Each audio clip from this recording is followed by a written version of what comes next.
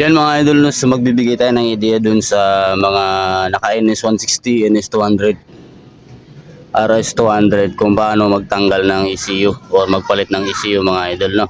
Yan, so bibigyan ko kayo ng idea para kahit pa paano hindi kayo makasira nito kasi masilan kasi itong mga sakit-sakit ng ECU, no.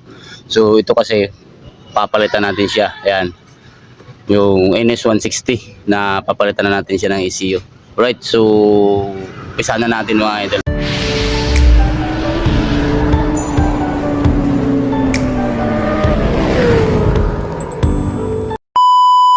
Ayan, unang-una tanggalin nyo muna itong kaha ng battery. Ayan, meron yan dalawang tornilyo dito na 8. Okay, tapos ito tanggalin natin para makita nyo.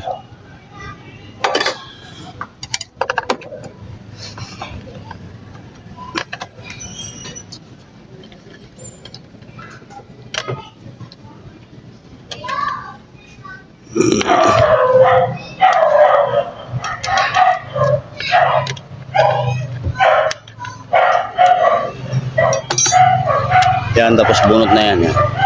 Bracket lang to eh. Tapos ito na yung pinaka-ECU nya. So ito mga idol, huwag nyo basta-bastahin sa pag-iila to kasi delikado, no? Wow, masisira kasi ito. So sa pagtanggal nito, mabilis lang. Ayan, di ba papunta siya doon. Ito lang ay bubuka nyo, itong dalawang gilid. Yan, angat yan. Angat nyo lang itong dalawang gilid. Ayan, oh. Dandahan lang kasi masela nito. Ayan. Tapos ihilahin nyo siya papunta sa'yo. Ayan, lalabas na yung ECU nya. Okay. Ayan, oh. Tanggalin natin. Ayan, ito yung ECU na papalitan natin, no? Ayan. Tapos ilagay natin itong isa. Okay. So lalagay natin. Ayan, sa paglagay naman ganito lang din, no? Ayan. Yung itong blue, yun yung sa ilalim. Okay, so kasi yung kabila walang laman, wala yan eh, walang sulat yan. At ganito.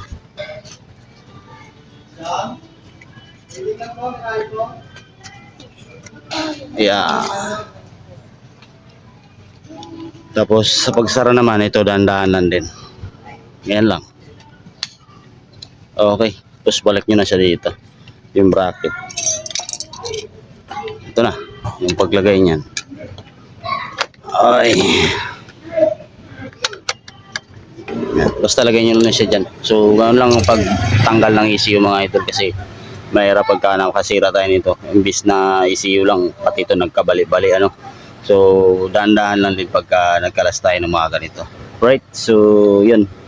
Mga NS200 FI, RS200 FI, NS160 FI, so pare-pareho lang, pati NS125 FI. Alright, so yun lang mga idol, maraming salamat sa basic tutorial na naman tayo.